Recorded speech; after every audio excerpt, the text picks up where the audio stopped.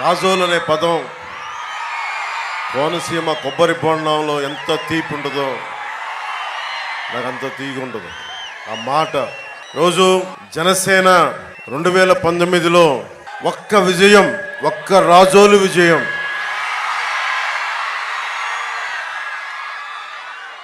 మబ్బులు కమ్మిన చోట, అసలు వెలుతురు లేని చోట, గాఢాంధకారం ఉన్న చోట రాజోలు విజయం చిన్న వెలుగు రేఖ. నాకు మాడపడుచులు, మబ్బుల్లో పరిగెత్తే పిడుగులు లాంటి యువత, మేడలపైన మిద్దెలపైన ఉండి ఆశీర్వదించే పెద్దలు, మీరందరూ నిలబడితే ఈ రోజున ఆ ఒక్క చిన్నపాటి విజయం ఈ రోజున రాష్ట్రానికే, జనసేన రాజకీయ పరిస్థితులకి వెన్నెముకైపోయింది.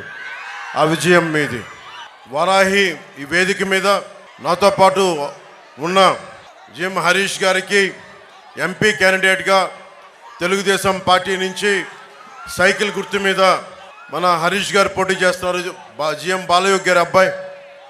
అలాగే జనవాణి కార్యక్రమానికి సంధానకర్తగా వ్యవహరించి ముందుకు తీసుకెళ్లిన శ్రీ వరప్రసాద్ గారికి గాజు గ్లాస్ గుర్తు మీద మన పార్టీ తరఫున పోటీ చేస్తూ ఉన్నారు. అలాగే ఎక్స్ ఎమ్మెల్సీ టీడీపీ నుంచి రుద్రరాజు పద్మరాజు గారికి మనస్ఫూర్తిగా నా హృదయపూర్వక నమస్కారాలు. BJP ex MLA Manepalli Ayyaji Vema గారికి మనస్ఫూర్తిగా నా హృదయపూర్వక నమస్కారాలు. కొత్తపల్లి సుబ్బారెడ్డి గారికి, మనకి ఎన్నికల్ని పరిశీలకులుగా ఉన్న కొత్తపల్లి సుబ్బారెడ్డి గారికి నా హృదయపూర్వక నమస్కారాలు. లింగోలు పెద్దబాబులు గారికి, సీనియర్ నాయకులు జనసేన పార్టీకి, వారికి నా హృదయపూర్వక నమస్కారాలు. దిరిసెల బాలాజీ గారికి, state joint secretary Janasena party, వారికి నా హృదయపూర్వక నమస్కారాలు. అలాగే గెడ్డం మహాలక్ష్మి ప్రసాద్ గారికి నా హృదయపూర్వక నమస్కారాలు. మేడిచెర్ల సత్యవాణి గారు ఎంపీపీ మల్కీపురం.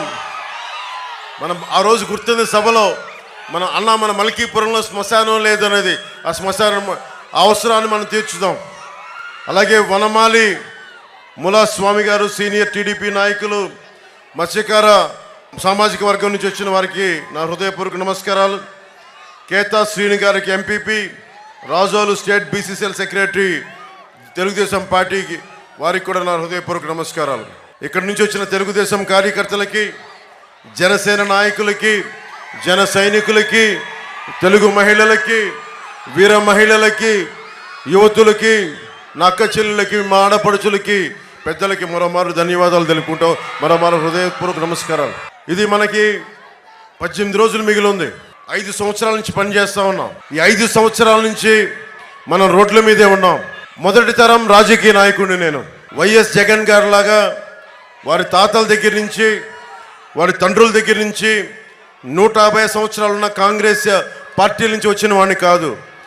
మన స్వయం కృషి మీద చిన్నపాటి ప్రభుత్వ ఉద్యోగి కొడుకుని నేను మీ అందరి అభిమానంతో నటనలోకి వెళ్ళి మీ అభిమానాన్ని సంపాదించుకొని 2009లో రాజకీయ ప్రస్థానాల్లో భాగస్వామి అయ్యి దాన్ని నిలబెట్టుకోలేకపోయినా ఆ బాధ, మన వల్ల కాదు రాజకీయ పార్టీ అని అందరూ అంటే పంతం తీసుకున్నాను, బలంగా తీసుకున్నా. దశాబ్దం నుంచి ఎవ్వరి ఆసరా లేకుండా ఒక్క మీ గుండెల్లో మీరు ఇచ్చిన బలమే ఈ రోజున జనసేన నిలబెట్టింది. జగన్ వెళ్ళిపోయే సమయం అయిపోయింది.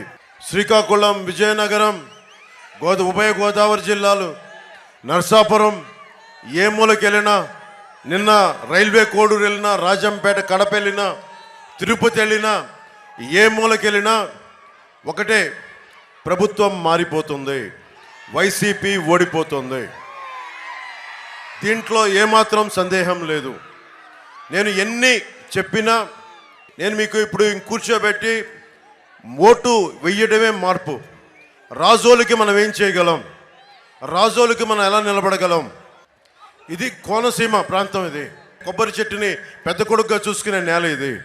వరప్రసాద్ గారు చెప్తా ఉన్నారు, రాష్ట్ర విభజన జరిగినప్పటి నుంచి కూడా కోనసీమ జిల్లాల మీదే దృష్టి అందరికీ.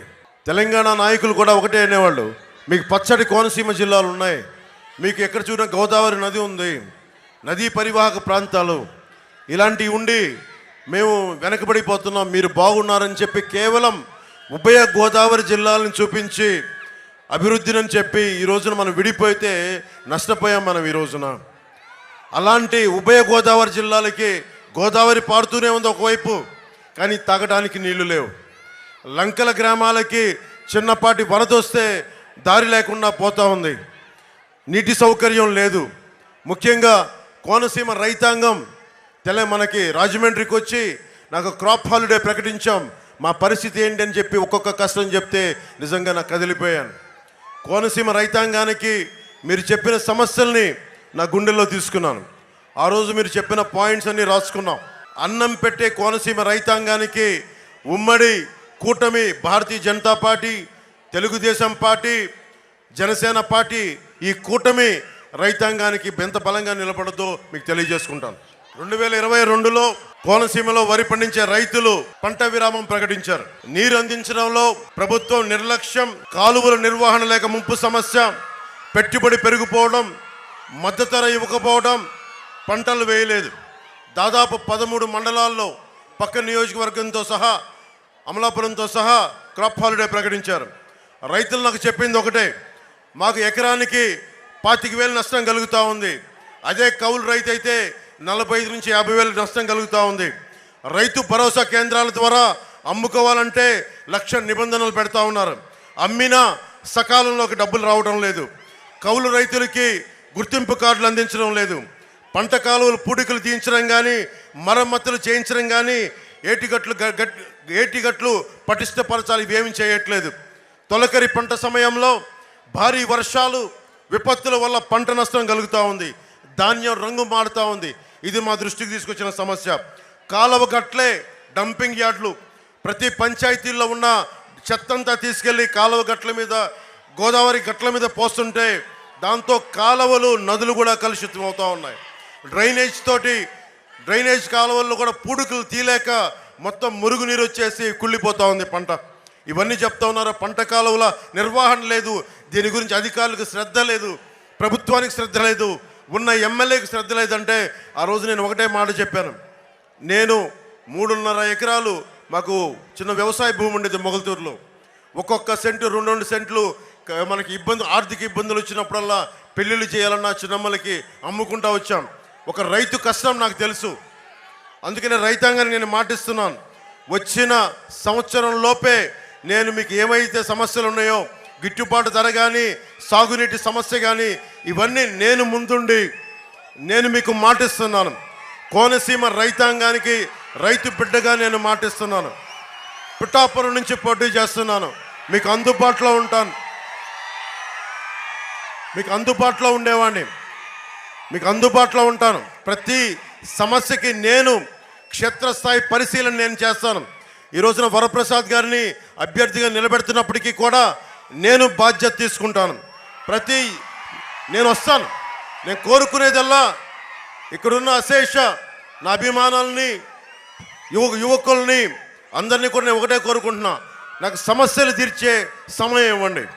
ఫోటోలకి మీద పడ్డా, లేదంటే నన్ను వెళ్ళనివ్వకపోయినా క్షేత్రస్థాయి నాకు పర్యటన చేయాలంటే మీద పడితే నేను సమస్యల్ని నేను తీర్చలేను. నేను కోరుకునేది అదొక్కటే. రైతాంగం కోసం నేను వచ్చినప్పుడు, ఒక సమస్య కోసం నేను వచ్చినప్పుడు నాకు సమస్యని పరిశీలించే అవకాశం కల్పిస్తే నేను అన్నీ వదిలి వచ్చిన వాడిని. మీకు తెలుసు, 200 కోట్ల పైన సంపాదిస్తే తప్ప 70 కోట్లు ట్యాక్స్ కట్టలేము. నేను 70 కోట్లు ట్యాక్స్ కట్టాను 5 సంవత్సరాల్లో. అది నా సంపాదన. నాకు రాజకీయాల్లో డబ్బు సంపాదన అవసరం లేదు. కానీ మీ కష్టాలను తీర్చడానికి మీకు ఇంట్లో ఒకటిగా నేను ఈరోజు రాజకీయాల్లోకి వచ్చాను. ముఖ్యంగా రైతాంగం చెప్పింది, నీటి తీరువ సంఘాలు ఉండేవి, అవి రద్దు చేశాడు.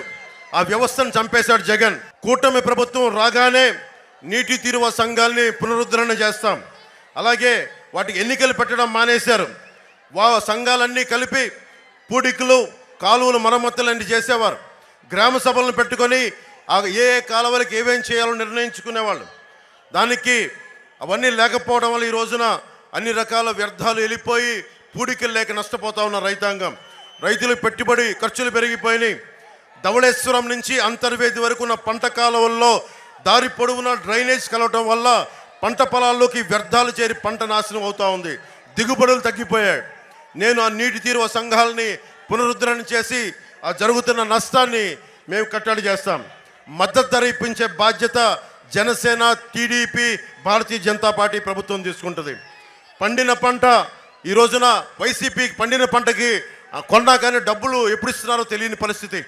మేము మీకు సకాలంలో అందించే పరిస్థితి మేము తీసుకొస్తాం.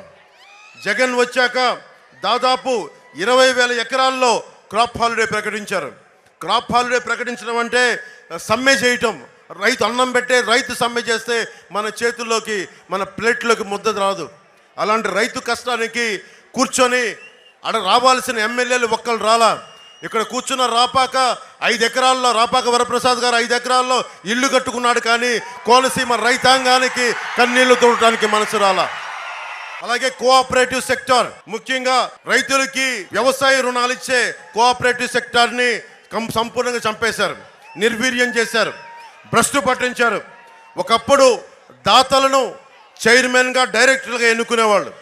ఆ ఎన్నికల వ్యవస్థని తీసేసి రైతాంగానికి ఏమాత్రం సంబంధం లేని, ఒక రైతు కష్టం తెలుసుకోలేని, తెలియని వ్యక్తి అయిన ఎమ్మెల్సీ అనంతబాబు అనే వ్యక్తిని అగ్రో లోన్స్ ఇచ్చే కోఆపరేటివ్కి చైర్మన్గా చేశారు. అనంతబాబు అనే వ్యక్తి మీ గురించి మీకు తెలుసు. తన కింద పనిచేసే ఒక దళిత కులానికి చెందిన డ్రైవర్ని చంపేసి డోర్ డెలివరీ చేసిన వ్యక్తి. ఇదే కనుక ఒక చిన్నపాటి దెబ్బ ఇద్దరు కొట్టుకుంటేనే పోలీసులు కేసులు పెడతారు.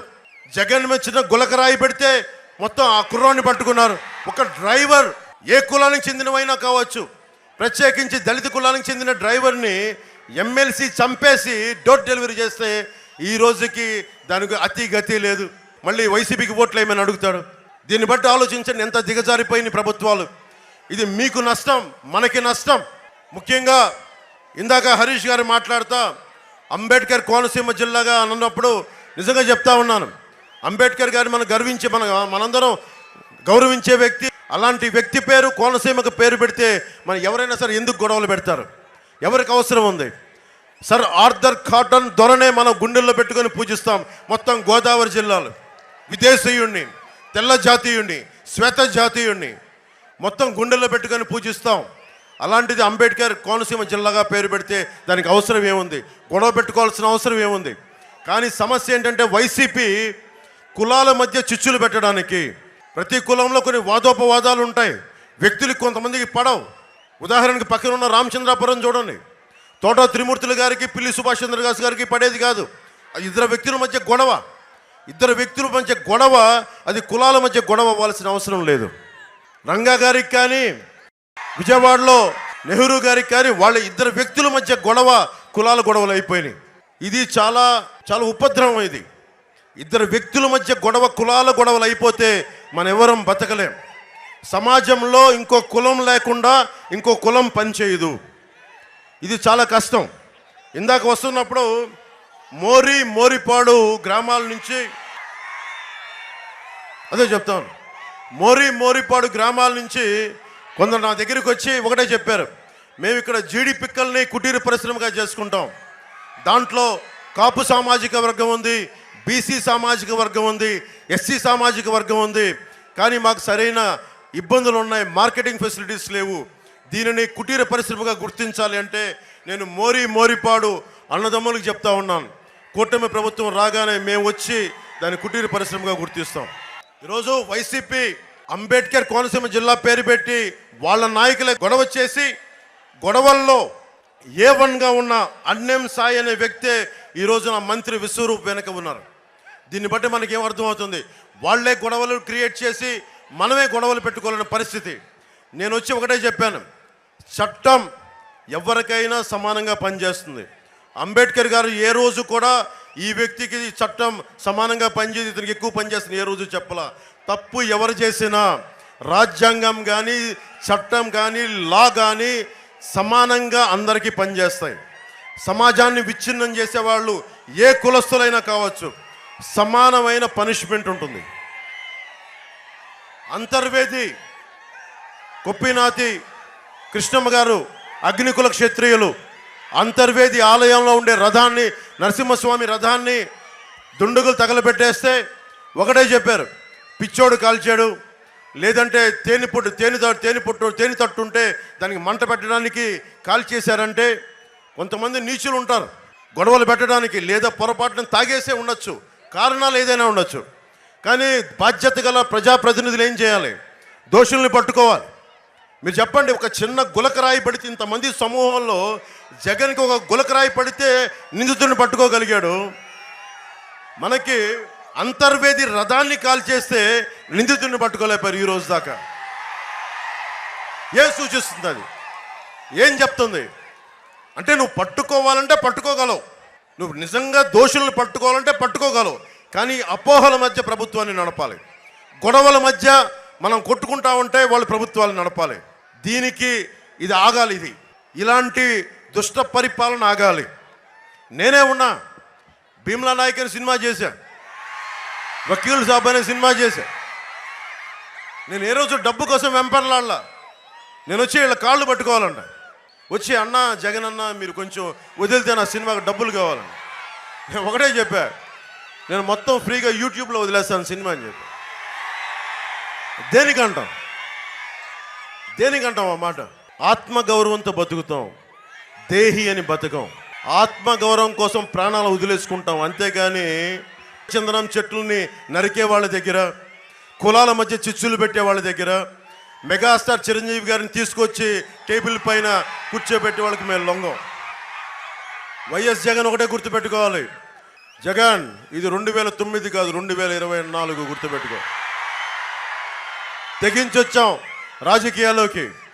నిన్న రైల్వే కోడల్లో కూడా చెప్పా, నా కోసం 40 మంది ఎర్రచందనం స్మగ్లర్లు దింపారంట పిఠాపురానికి, గోదావరి జిల్లాలకి. నేను ఒకటే చెప్పా, అరే నేను భారతీయుడిని, ఎక్కడ అక్రమం జరిగినా అన్యాయం జరిగినా ధైర్యంగా ఎదుర్కోగలను. ఒకటే చెప్తా ఉన్నా, నేను పవన్ కళ్యాణ్ని, నేను ధైర్యవంతుని, నాకు అస్సలు భయాలు ఉండవు. ఒకటే జీవితం, ఒకే ఒక జీవితం. కూర్చోబెట్టి జగన్ లాంటి గూండాలకి, పెద్దిరెడ్డి మిథున్ రెడ్డి లాంటి దోపిడీదారులకి భయపడం. ఎక్కడో కూర్చోబెట్టి మిథున్ రెడ్డి అనే వ్యక్తి చెప్తా ఉన్నాడు, ఒకసారి ఢిల్లీలో కనిపించి ఏదో పెళ్లిలో మాట్లాడుతూ ఉంటే, ఎవరో పెళ్లికి వెళ్తే, కేంద్ర మంత్రి పెళ్లికి వెళ్తే ఆయన ఒకటే చెప్తా ఉన్నాడు, మేము మా పీలూరు నియోజకవర్గాలకు కానీ వాళ్ళ చిత్తూరు జిల్లాలకు వచ్చి మా నియోజకవర్గాలకు వచ్చి మా అక్కడ ఏళ్ళు పెడితే మేము ఊరుకోం, అలాగని మేము ఎవరి జోలికి రామని చెప్తా ఉన్నాడు. అంటే ఎవరు మాట్లాడకూడదు వాళ్ళకి, కానీ వాళ్ళు వచ్చి ప్రతి జిల్లాలో ఏళ్ళు పెట్టచ్చు. మిథున్ రెడ్డి వచ్చి తూర్పుగోదావరి జిల్లాలో ఏళ్ళు పెట్టచ్చు, మిథున్ రెడ్డి వచ్చి పశ్చిమ గోదావరి జిల్లాలో ఏళ్ళు పెట్టచ్చు. మనం వెళ్ళి మాట్లాడకూడదు అక్కడ. మిథున్ రెడ్డికి ఒకటే చెప్తున్నా, మిథున్ రెడ్డి గారికి, పెద్దిరెడ్డి గారికి, జగన్ గారికి ఒకటే చెప్తున్నా, ఇది మేం భయపడే వ్యక్తులం కాదు, ఇది జనసేన. ఇది మీరు ఒక చెయ్యి ఎత్తితే మేము 1,00,000 చేతులు ఎత్తుతాం, గుర్తుపెట్టుకోండి. అంతర్వేది రథం పోతే గుడివాళ్ళలో ఒక మంత్రి మాట్లాడతారు, రథం గాలిపోతే ఏమవుద్ది, కొత్త రథం చేయిస్తామంటాడు. రథం తాలూకు ప్రాశస్త్యం తెలుసా, ఒక విధి విధానాలు తెలుసా, అంత తేలిగ్గా మాట్లాడచ్చా? అది వాళ్ళు ఇచ్చే గౌరవం. ఇలాంటి దుర్మార్గాలు జరిగితే వెట్టకారం అపహాస్యం చేసే వాళ్ళని చూడండి ఏ స్థాయికి వెళ్ళిపోయారు. అలాగే వశిష్ఠ వారధి సకినేటిపల్లి నుంచి నర్సాపురం వంతెన అనేది అందరి దాదాపు 40 సంవత్సరాల నుంచి కోరిక ఇది. అలాగే ఇందాక హరీష్ గారు చెప్తా ఉన్నారు, కోనసీమలో రైలు కోత వినిపించాలని. కోటిపల్లి నర్సాపురం రైల్వే లైన్ని పూర్తి చేసే బాధ్యత మనం తీసుకుందాం. అలాగే దీనికోసం కొన్ని భూముల్ని తీసుకునే పరిస్థితుల్లో ఇందాకే చూశాను, కొన్ని కొత్త ఇళ్ళు కూడా నిర్మించుకున్నా, కొన్ని ఇళ్ళు ఉన్నాయని. ఆ గ్రామాలకు ఇబ్బంది ఏదైనా ఉంటే స్వయంగా నేనే వచ్చి ఆ గ్రామాలకు వచ్చి నేను మాట్లాడతాను. మీకు నష్టపరిహారాన్ని సరైన రీతిలో ఇప్పించి, లేదంటే అవసరమైతే దాన్ని ఇంకొక వైపు మార్చే కూడా పరిస్థితిని మేము తీసుకుంటాం.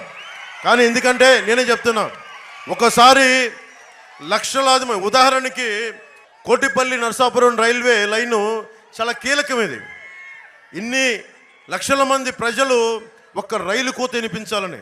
ఇప్పుడు మనం ఊహించుకోండి, దారి పొడుగుతూ వస్తుంటే హెలికాప్టర్ని చూస్తూ ఉంటే, కోనసీమ చూస్తుంటే, రాజోలు చూస్తూ ఉంటే, మనకి పి గన్నవరం చూసినా, అమలాపురం పోయినా, మన ఇటు రాజోలు వచ్చినా, ఆ పైనుంచి చూస్తుంటే ఎంత సుందరంగా ఉందో, ఎంత అందంగా ఉందో.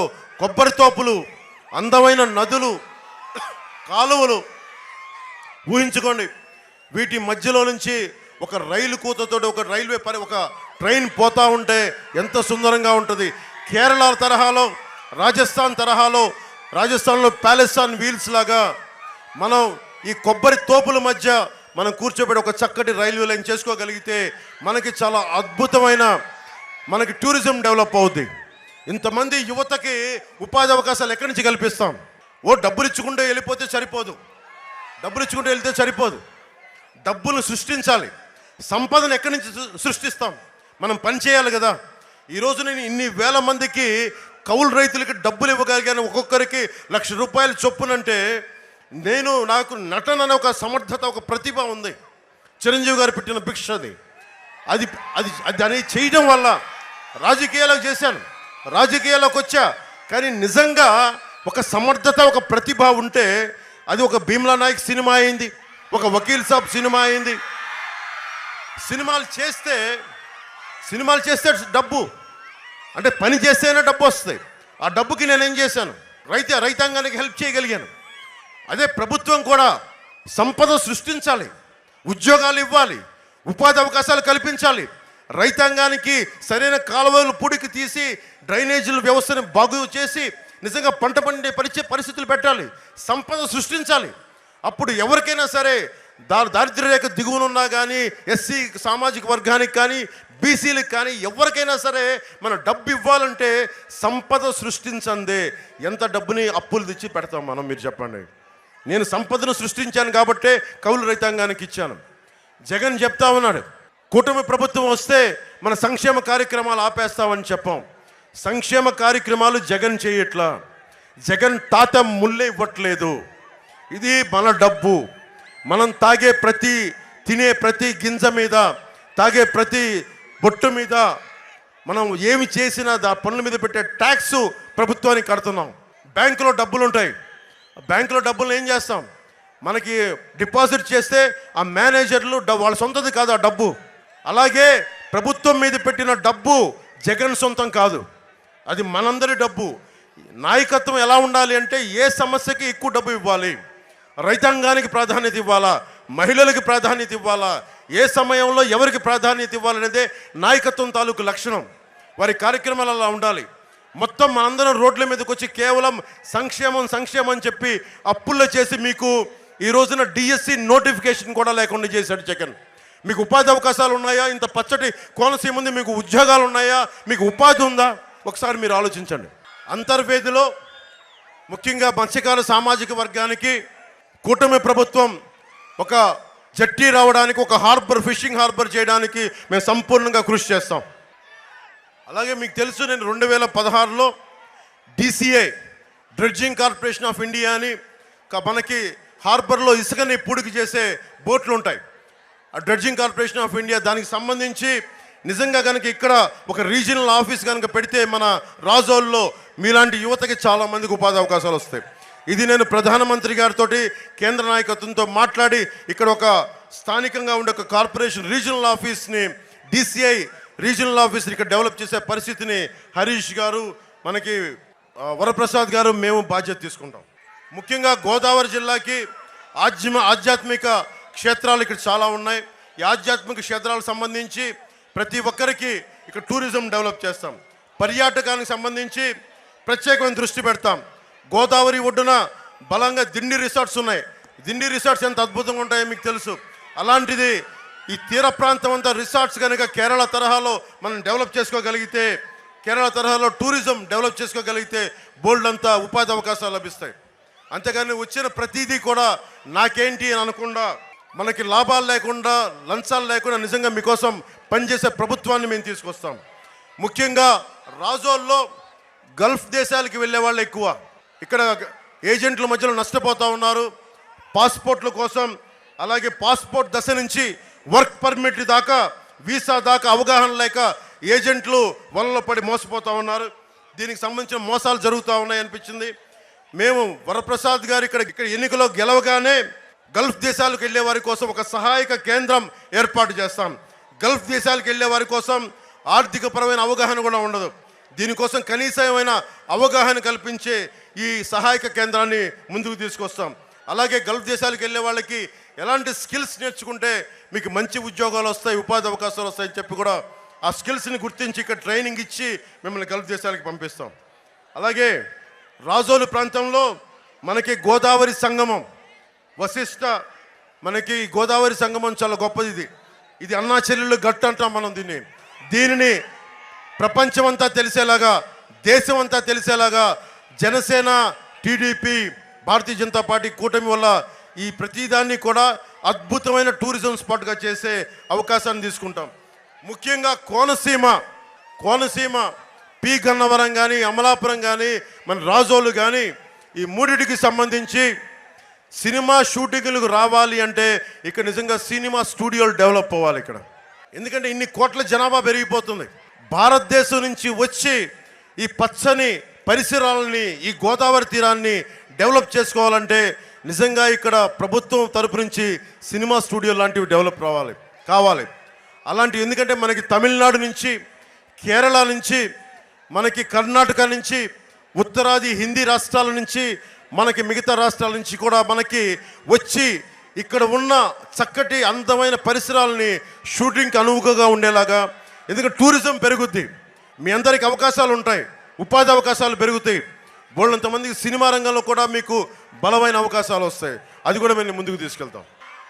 దేవస్థానం భూముల్ని అన్యాక్రాంతం అవుతున్నాయి. చాలా లాస్ట్ టైం పోయినప్పుడు ఇవన్నీ అడ్డగోలుగా దోచేశారని చెప్తా ఉన్నారు. దేవుడి మాన్యాలు ఎవరు తీసుకెళ్ళినా చాణక్యుడు చెప్పినట్టుగా తరాలు ఎగిరిపోతాయి. దేవుడు మాన్యం ఎవరు ముట్టుకున్నా తరాలు ఎగిరిపోతాయి, గుర్తుపెట్టుకోండి. దేవుడు మాన్యాలని తిరిగి దేవస్థానికే చెందేలాగా మేము బాధ్యత తీసుకుంటాం. అలాగే రాజోల్ని స్మార్ట్ సిటీ చేస్తామని ఓఎన్జీసీ ప్రకటించినా దానిని వెనకాల పడే వాళ్ళు ఎవరు లేరు. అలాగే రాజోల్ని స్మార్ట్ సిటీ చేసే బాధ్యత హరీష్ గారు, వరప్రసాద్ గారు, మేము కూటమి ప్రభుత్వం తీసుకుంటుంది. ముఖ్యంగా ఓఎన్జీసీ కానీ, గెయిల్ కంపెనీలు కానీ వారికి ఒకటే తెలియజేస్తా, మీరు కనుక పోయినసార్లా మీరు అండగా నిలబడండి. ఈసారి మా కొద్దిపాటి మెజారిటీ కాదు, ఆయన్ని ఎంపీగా భారీ మెజారిటీతో గెలిపించండి, ఈయన ఎమ్మెల్యేగా భారీ మెజారిటీతో గెలిపించండి. ఏం జరుగుతుందో చెప్తాం. ఓఎన్జీసీ, గెయిల్ పైప్ లీకులు జరుగుతూ ఉన్నాయి, పర్యావరణం దెబ్బతింటూ ఉంది. మన ప్రతినిధులు వెళితే మనకి గెయిల్ కానీ ఓఎన్జీసీ ప్రతినిధులు వాళ్ళ దగ్గర దాదాపు 200 కోట్లు తీసేసుకొని మన ప్రజలు నష్టపోతూ ఉన్నారు. నేను కేంద్ర ప్రభుత్వంతో మాట్లాడి, మీకు తెలుసు ప్రధానమంత్రి గారి స్థాయికి వెళ్ళి కూర్చొని నాకు మాట్లాడగలిగే సత్తా ఉన్నవాడిని, అమిత్ షా గారితో కూర్చొని మాట్లాడగలిగేవాడిని, ఎంటైర్ ఈ రోజున కూర్చొని అలయన్స్ని రెడీ చేసిన వాడిని. మీరు వెళ్ళి పంపిస్తే నేను వెళ్ళి కూర్చొని మాట్లాడతాను. ఓఎన్జీసీ అధికారులతో కానీ, రిలయన్స్ కానీ, గెయిల్ కానీ ఏమైతే లీకులు ఉన్నాయో నేను వచ్చి క్షేత్రస్థాయి పరిశీలన చేస్తాను. ఒక రాజకీయ నాయకుడిగా, ఒక పార్టీ వ్యవస్థాపక అధ్యక్షుడిగా నేను ఏం మాట్లాడినా ప్రజా పోరాటం అవుద్ది తప్ప, రేపొద్దున వరప్రసాద్ గారిని మీరు ఎమ్మెల్యేగా లోపలికి పంపి చట్టసభలోకి పంపించిన, హరీష్ గారిని మనకి లోక్సభకు పంపించిన మాకు బలం ఉంటుంది, గొంతు పట్టుకొని నిలదీసి అడగగలం. గెయిల్ చేత, ఓఎన్జీసీ చేత ఈ పైప్ లైన్ తాలూకు కాలుష్యాన్ని తగ్గించి ప్రతి గ్రామం పచ్చదనం పోకుండా మీ ఆరోగ్యాన్ని సంరక్షించే బాధ్యత, కాలుష్యం లేకుండా చేసే బాధ్యత మేము తీసుకుంటాం. ఎమ్మెల్యే రాపాక వరప్రసాద్ గారి అవినీతి, 5 ఎకరాలు ఇల్లు కట్టుకున్నారు ఆయన. సెంటు పట్టా పేరుతోటి పేదలకి ఉచిత ఇళ్ల స్థలాలు 1000 కోట్ల అవినీతి జరిగింది. ఆ 1000 కోట్లు ఈయన కూడా ఒక చిన్నపాటి షేర్ తీసుకున్నారు. పట్టాలు ఇచ్చిన భూములు తక్కువ రేట్లు కొని ప్రభుత్వానికి దాదాపు 4 ఇంతలు ఎక్కువ డబ్బులు ఇచ్చుకున్నారు. ఈ స్థలాలన్నీ, ఇచ్చిన స్థలాలు బాగున్నాయా అంటే అన్ని నదీ పరివాహక ప్రాంతాలు, చెరువులు, శ్మశానాల మధ్యలో, పల్లప ప్రాంతాల మధ్యలో ఇవ్వడంతో పేదలు ఇల్లు కట్టుకునే పరిస్థితి లేదు. పేదలకు ఇల్లు కట్టలేని ఎమ్మెల్యే కత్తి మండలం, ఒక మల్కీపురం మండలం కత్తి మండలంలో ఒక 5 ఎకరాల్లో మంచి భవనం కట్టుకొని ఉన్నాడు. మన ఓట్ల మీద గెలిచి పేదలకు ద్రోహం చేసి కూర్చొని మల్కీపురం మండలంలో 5 ఎకరాలు ఇల్లు కట్టుకున్న వ్యక్తి. అదొక్కటే కాదు, ఇసుక కూడా బెదిరించి తీసుకున్నారు. ఇనుమును కూడా వ్యాపారుల నుంచి బెదిరించి తీసుకున్న వ్యక్తి.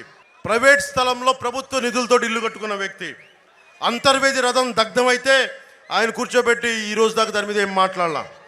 సకినేటిపల్లిలో ఫైర్ స్టేషన్ కావాలి 2019కి అడిగిన రాపాక గారికి జగన్ పంచన చేరాక ఈ రోజుకి ఒక ఫైర్ ఇంజిన్ గురించి అడగాల్సిన మనసు రాలా.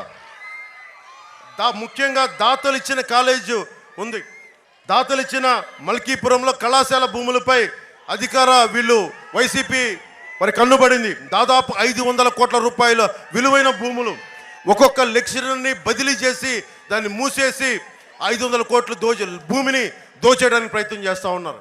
వైసీపీ నాయకులకు ఒకటే చెప్తున్నాం, 18 రోజులు మేము ప్రభుత్వాన్ని స్థాపిస్తున్నాం. ఒక్కొక్క అవినీతి పరుని రోడ్డు మీదకి లాక్కొచ్చి మీ చేత ఫైన్ కట్టిస్తాం. అలాగే చింతలమూరిలో రాపాక గారు పర్మిషన్ లేకుండా చెరువులు తవ్వకాలు చేస్తున్నారని దృష్టికి వచ్చింది. ఇక్కడ ఓఎన్జీసీ పైప్ లైన్ రొయ్యల చెరువులు పెరిగిపోవడం వల్ల తాగునీరు కూడా ఇబ్బందిగా ఉంది. ఇందాక వరప్రసాద్ గారు అదే చెప్తున్నారు, ఇంత నీరుండి కూడా తాగునీటికి ఇబ్బంది ఉంది అంటే కేంద్రం ప్రధానమంత్రి గారి నాయకత్వంలో జల్ జీవన్ మిషన్ ఉంది. ప్రతి ఇంటికి కుళాయి ఉచితంగా స్వచ్ఛత రక్షిత మంచినీరు కావాలి. అది ఈ రోజుకి చేయలేకపోతా ఉన్నారు. మేము చెప్తున్నాం, కనీస మౌలిక అవసరాలు తాగడానికి కనీసం మంచినీళ్ళు కూడా ఇవ్వలేని పరిస్థితి. రోడ్లు వేస్తే వేసిన 2 రోజులకే గుంతలు పడిపోయే పరిస్థితి. ఇవన్నీ మారాలి. ఆ రోజు మీకు గుర్తుంది, నేను ఇదే రాజులకు వచ్చి మీరు రోడ్లు వేస్తారా, నేను వచ్చి నా శ్రమదానంతో రోడ్లు వేయినా మా జన సైనికులతో అడిగితే మీకు ఎన్ని గంటలు వేసారో మీకే తెలుసు. ఈసారి అలా అడగట్లా, మనం కూర్చొని దగ్గరుండి వేయిద్దాం. ఒక్కొక్క అధికారి చేత మనకి లంచాలు అవసరం లేదు, మనకు అవినీతి అవసరం లేదు. మొత్తం ఏ రోడ్లు ఏ మౌలిక అవసరాలు ఉన్నాయో అన్ని దగ్గరుండి ఒక్కొక్కరి చేత మెడలు వంచి పని చేద్దాం. ఒక్కొక్కరి చేత ఆంధ్రప్రదేశ్లో వైఎస్ జగన్ పాలనలో కొన్ని విచిత్రమైన పరిస్థితులు జరుగుతూ ఉన్నాయి. ఎవరు ఎదురు మాట్లాడితే, ముఖ్యంగా అమరావతిలో ఎస్సీ రైతులు మాకు రాజధాని కావాలని మాట్లాడితే వాళ్ళ మీద ఎస్సీ కులాల మీద ఎస్సీ ఎస్టీ అట్రాసిటీ యాక్ట్ పెట్టారు.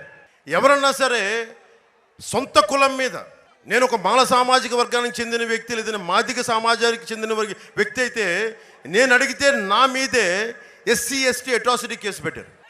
అసలు అది రాజ్యాంగానికి అంబేద్కర్ గారి స్ఫూర్తికి విరుద్ధమైంది. అలాగే కొంతమంది బీసీ నాయకుల మీద కానీ ఎవరైనా కానీ ఫాల్స్ ఎస్సీ ఎస్టీ అట్రాసిటీ యాక్ట్లు. అందువల్లే బీసీలకి రక్షణ చట్టం పట్టుకొస్తుంది ప్రభుత్వం. ముఖ్యంగా చూస్తే గొంది గ్రామంలో మంచినీటి చెరువు పక్కన రొయ్యల చెరువు తవ్వించడానికి ప్రయత్నం చేస్తే అక్కడ ముఖ్యంగా మత్స్యకార యువత అడ్డుకున్నారు. అగ్నికుల క్షత్రియ యువత అడ్డుకుంటే వారిపైన ఎస్సీ ఎస్టీ అట్రాసిటీ యాక్ట్ చేసి వారిని కేసులు పెట్టి భయపెడతా ఉన్నారు. తాటిపాక గ్రామంలో ఫ్లెక్సీలు చించారని చెప్పి కొన్ని గొడవలు జరిగినాయని చెప్పి సెట్టిబలిజీ కులానికి చెందిన వ్యక్తులకి ఎస్సీ ఎస్టీ అట్రాసిటీ తప్పుడు కేసులు పెట్టారు. నిజంగా తప్పు చేస్తే కేసులు పెట్టాలి. అసలు తప్పే జరగకపోతే వేరే గొడవ జరిగితే వారి మీద అకారణంగా అన్యాయంగా ఎస్సీ ఎస్టీ అట్రాసిటీ కేసులు పెడితే ఇది చాలా అన్యాయం, చాలా అక్రమం. ఇది నేను ఓట్ బ్యాంక్ పాలిటిక్స్ మాట్లాడలా. అంబేద్కర్ గారి రాజ్యాంగం ప్రతి ఒక్కరికి రక్షణ కల్పించబడింది. చట్టం నుంచి రక్షణ ప్రతి భారతీయుడికి ప్రతి కులస్తుడికి కల్పించిన హక్కు. దాన్ని ఉల్లంఘించే హక్కు ఎవ్వరికీ లేదు. ఈరోజున వైసీపీ నుంచి పోటీ చేసిన గొల్లపల్లి గారి చరిత్ర కూడా చాలా ఉంది చిట్ట. అది మీ అందరికీ తెలుసు. ఇది మనకి 18 రోజులు ఉంది. ఇంకా ఈ 18 రోజుల్లో మీరు ఎలా నిర్ణయించుకుంటారు మీ భవిష్యత్తుని మీరు నిర్ణయం తీసుకోండి. నేను ప్రతి అడ్డమైన ఎదవ చేత మాటలు అనిపించుకుంటా ఉన్నాను. నా మాట హార్ష్గా ఉండొచ్చు, ఇబ్బందిగా ఉండొచ్చు. పడేవాడు నాకు కదా, నాకు తెలుస్తుంది బాధ. జగన్కి ఏముంది, బాబాయిని గొడ్డలతో నరికించిన వాళ్ళు కూడా భుజాల మీద వేసుకొని తిరుగుతాడు. ముఖ్యంగా ఆడబిడ్డలకి వైసీపీ కనుక ఇంకొకసారి వస్తే రక్షణ ఉండదు. ఆడబిడ్డలకి సొంత చెల్లెలు బట్టల మీద కామెంట్ చేసే దిగజారుడి వ్యక్తి ముఖ్యమంత్రి. చెల్లెలు బట్టలు ఎవరన్నా చూస్తారా? రంగుల్ని ఎవరన్నా అంటావా? పచ్చదనం గ్రీన్ కలర్ చెట్లు ఉంటే కూర్చోబెట్టి ద్వేషంతో మనం పచ్చని చెట్లను చూడటం మానేస్తావా? పసుపు రంగు చొక్కా వేసుకున్నారని చెప్పి బంతిపూలని దేవుడి మెడలో దేవుడికి విగ్రహానికి వేయడం మానేస్తావా? అరే ఎవరు ఏ బట్టలు వేసుకుంటే ఏంటి? ఇది దిగజారుడి వ్యక్తి నా భార్యను అన్నాడు, నా వ్యక్తిగత జీవితాన్ని తిట్టాడు. ఈ రోజున అన్నీ దిగజారిపోయి తనతో తోబుట్టిన చెల్లెలను తిడతా ఉన్నాడు. వివేకానంద రెడ్డి గారి కూతురు గారిని తిడతా ఉన్నారు. దీన్ని బట్టి అర్థం ఇదొక్కటి. ముఖ్యంగా ఆడబిడ్డలకి భద్రత ఉండదు వైసీపీ నాయకులు వస్తే. వైసీపీ ఇంకోసారి మీరు ఓటేస్తే యువతకు చెప్తున్నాను, మీకు ఉపాధి అవకాశాలు ఉండవు. రైతులకు చెప్తున్నాను, మీకు గిట్టుబాటు ధర రాదు, మీకు సాగునీరు సమస్యలు తీర్చరు. అన్నిటికంటే డేంజరు. అతను వస్తే మీకు ఈ రోజున డిజిటలైజ్ చేస్తూ ఉన్నాడు. పట్టా పుస్తకాలు ఉండవు. ముందుగా పట్టా పుస్తకాల్లో జగన్ బొమ్మ వేసుకున్నాడు. ఆంధ్రప్రదేశ్ రాజముద్ర ఉండాలి పట్టా పుస్తకాల మీద. అన్నీ డిజిటలైజ్ చేస్తాడంట.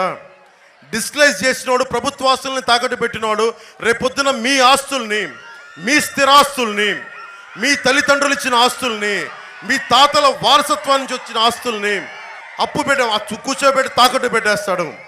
ముఖ్యంగా చెప్తున్నాను, వైసీపీ మద్దతుదారులు కూడా చెప్తున్నాను, తల్లినే ఉపేక్షించని వాడు రేపొద్దున చట్టాలు తీసుకొస్తే, అతన్ని గెలిపిస్తే, అతను కనుక మీరు ఉంటే ఓటు వేసారంటే మీ భవిష్యత్తుకు మీరే పెట్రోల్ వేసి కాల్ చేసుకున్నట్టు మర్చిపోకండి. ఇది బంగారు భవిష్యత్తుకి మీరే చక్కగా పెట్రోల్ వేసుకొని నిప్పంటించుకొని దహించుకుపోతున్నాడు.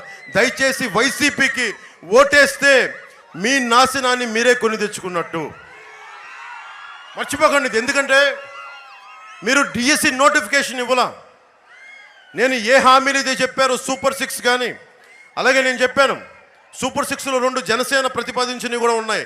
అవి కాకుండా చంద్రబాబు గారికి చెప్పాను మా జనసేన పథకాలు కూడా ఇంకొక 4 కావాలి అంటే ఈ రోజున మనకు 30 తారీఖున మేనిఫెస్టో రిలీజ్ చేస్తాం. ఆ మేనిఫెస్టోలో చూడండి, అన్ని వర్గాలకి, ఎస్సీ వర్గాలకు కానీ, ఎస్టీ వర్గాలకు కానీ, ముస్లిం వర్గాలకు కానీ, కాపు, బీసీ ఏ కులాలకు సంబంధించిన అయినా సరే అన్ని పథకాలు ఉన్నాయి. ఆ పథకాలని ముందుకు తీసుకెళ్లే బాధ్యత జనసేన తీసుకుంటుంది. నేను ముందుండి నడిపిస్తాం, బాధ్యత తీసుకుంటాం, జవాబుదారీ దాన్ని తీసుకుంటాం. ముఖ్యంగా రైతాంగాన్ని చెప్తున్నాను, మీరు క్రాప్ హాలిడే ప్రకటించారు, మీరు నడుం బిగించాలి. యువతకు ఉపాధి అవకాశాలు లేవు, మీరు నడుం బిగించాలి. కూటమిని భారీ మెజారిటీతో గెలిపిస్తే తప్ప మీకు రక్షణ ఉండదు. ఎందుకంటే పట్టా పుస్తకాల్లో కూడా జగన్ బొమ్మ వేశారంటే అదేదో వాళ్ళ తాత ముల్లెలాగా, మొత్తం వాళ్ళ సంపదలాగా, వాళ్ళే పెట్టి పుట్టినట్టుగా, మనమేదో వాళ్ళ కింద కూర్చొని అడుక్కునే వాళ్ళలాగా. మీరు గుర్తుపెట్టుకోండి, ఒక ఉప్మాకో ఒక కాఫీకో అమ్ముడైపోకండి. అమ్ముడైపోయే వాళ్ళు కొంతమంది ఉంటారు, అలా అవ్వకండి.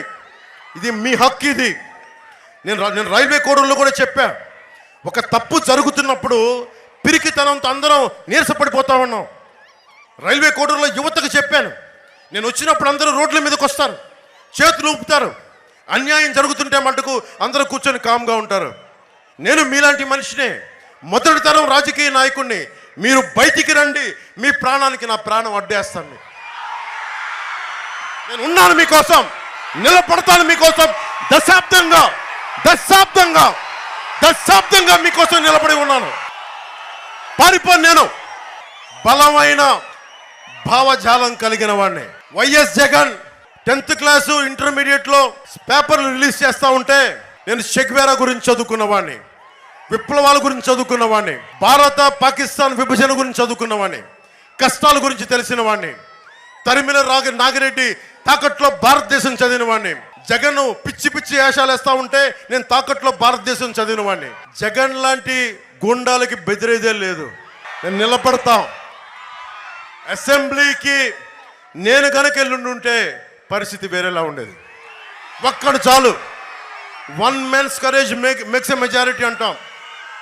ఒక్కడు నిలబడితే, రోడ్డు మీద ఒక్కడు నిలబడితే 100 మందికి దమ్ము ధైర్యం వస్తుంది.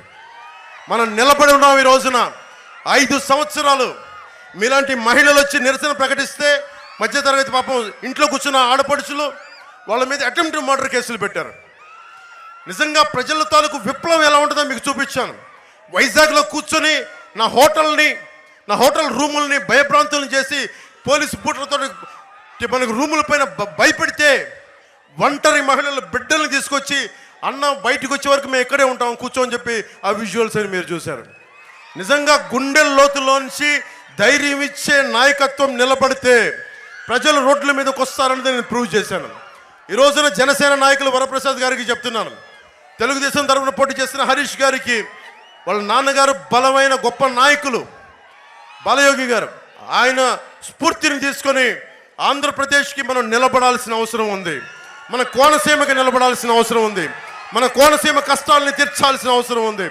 మనందరం సమిష్టిగా కలిసికట్టుగా మన రాష్ట్రాన్ని రక్షించుకుందాం, పరిరక్షించుకుందాం. యువతకి బాధ్యతనిద్దాం, యువతకు ఉపాధి అవకాశాలు ఇద్దాం, రైతుకి అండగా ఉందాం, ప్రతి బీసీలకి ఎస్సీలకి ప్రతి ఒక్కరికి చేదోడు వాదోడుగా ఉందాం, మైనారిటీలకి అండగా ఉందామని తెలియజేసుకుంటూ నాకు ఈ అద్భుతమైన అవకాశాన్ని ఇచ్చిన నా రాజోలు ఒక అమావాస్య రోజున ఒక సన్నటి వెలుగురేఖ, కనిపించని వెలుగురేఖ ఎలా ఉంటుందో నా రాజకీయ జీవితంలో పార్టీ పెట్టిన తర్వాత నా రాజోలు గెలుపు అంత గొప్పటి వెలుగురేఖ. అలా హారతి ఇచ్చారు ఆ రోజున. ఆ హారతే ఈ రోజున ఎన్నికల తర్వాత రాష్ట్రాన్ని అంతటికీ వెలుగు చూపించాలి. అలాంటి వెలుగు కోసం, అలాంటి బలమైన దినం కోసం నేను పిఠాపురం నుంచే పోటీ చేస్తున్నాం. బద్దలు కొడతాం, రాజోలుని బద్దలు కొడతాం. తెలుగుదేశం పార్టీ ఎక్కడ పోటీ చేసినా జన సైనికులు, జనసేన మద్దతుదారులు సంపూర్ణంగా నిలబడతాం. బీజేపీ ఎక్కడ నిలబడితే బీజేపీకి సంపూర్ణంగా నిలబడదాం. మీ అందరికీ అండగా ఉంటానని తెలియజేసుకుంటూ సెలవు తీసుకున్నాను. జై టీడీపీ, జై బీజేపీ, జై జనసేన.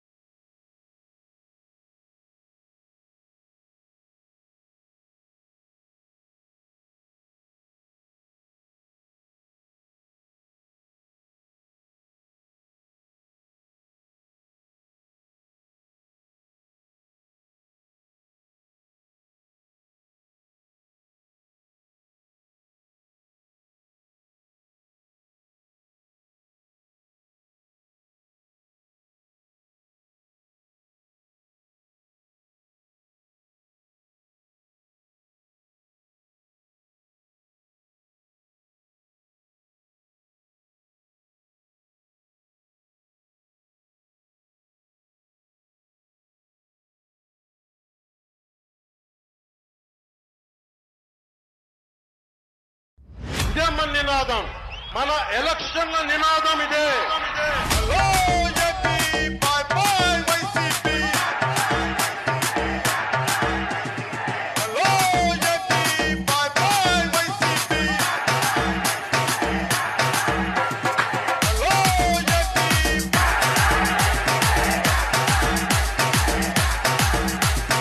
Hello AP.